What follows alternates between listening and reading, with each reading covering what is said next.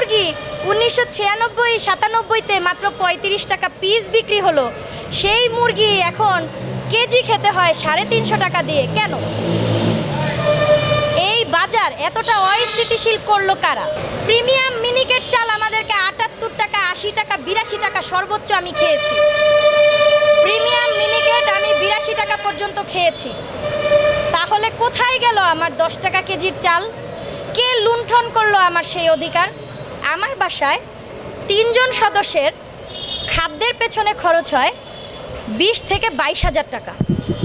আমি যদি একদিন একটু অনিয়ম করে খেয়ে ফেলি, সেই মাসে আমার হয়ে যায় 25 হাজার টাকা খরচ। কেন? এখনও পর্যন্ত বাজারে আমি দেখলাম, আমি গত 6ই আগস্ট থেকে বাজার মনিটরিংয়ের দায়িত্বে ছিলাম। মাঝে কিছুদিন বন্ধ ছিল, যখন সরকার ঘোষণা দিলেন যে এখন আর রাস্তায় কোনো ছাত্র বা সাধারণ মানুষ কাজে বা মনিটরিংয়ে বা রাস্তার ট্রাফিকের দায়িত্বে থাকবে না, তখন আমরা রাস্তা থেকে উঠে যাই। তো মাঝে কিছুদিন বন্ধ ছিল, কিন্তু গত ইলিশের জন্য আমি যেদিন দাঁড়িয়েছিলাম, তার আগে আমি আবার বাজারে যাই মনিটরিং করার জন্য। তো সেদিন আমি বাজার মনিটরিংয়ে গিয়ে তার আমি একটা বিষয় দেখে আসিনি, আমি সব বিষয় দেখে এসেছি।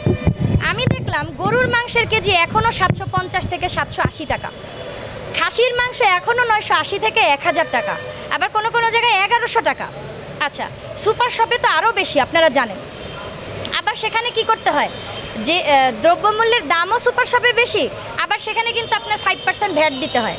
ও আচ্ছা, এখানে আরেকটি কথা বলে রাখি, বর্তমানে কিন্তু তৈরি রেডিমেড যে গার্মেন্ট শিল্প, মানে তৈরি পোশাকে কিন্তু আমরা কিনতে গেলে সরকারকে 7.5% ভ্যাট দিই, যেটা আগে কিন্তু 5% ছিল। আমি আশা করব যে সরকার এইটাকে কমিয়ে মাত্র 2% করবে। আচ্ছা, তারপর দেখেন আর খাবারের বিষয়ে দেখেন, এটা বললাম গরু খাসি। আচ্ছা, এইবার দেখেন, আমি বলেছিলাম কিছুক্ষণ আগে, আবার আপনাদের বলছি, আমি যখন 1996 সালে অনেক ছোট, তখন আমাদের বাসার সামনে দিয়ে মুরগি ব্যবসায়ীরা, মানে তখন নতুন নতুন ফার্মের মুরগির ব্যবসা শুরু হয়েছে, এবং তখন ফার্মের মুরগির খামারিরা হাতে নিয়ে নিয়ে ফার্মের মুরগি বিভিন্ন এলাকায় যে মুখে ডেকে ডেকে বিক্রি করতো। ফার্মের মুরগি এরকম আলাদা কোনো বাজার ছিল না। এটা আমি বলছি 96-97-এর কথা বলছি।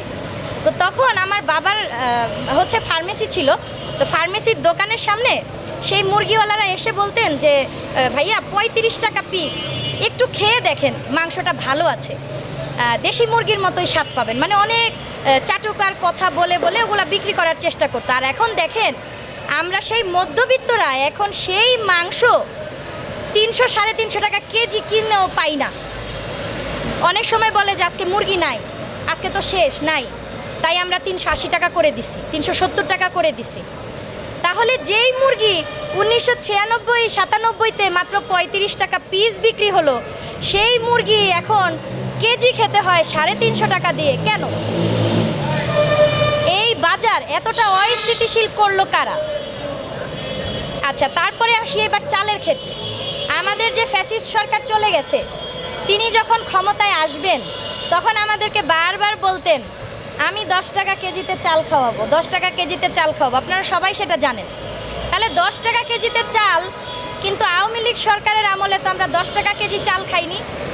প্রিমিয়াম মিনিকেট চাল আমাদেরকে 78 টাকা, 80 টাকা, 82 টাকা সর্বোচ্চ আমি খেয়েছি। প্রিমিয়াম মিনিকেট আমি 82 টাকা পর্যন্ত খেয়েছি।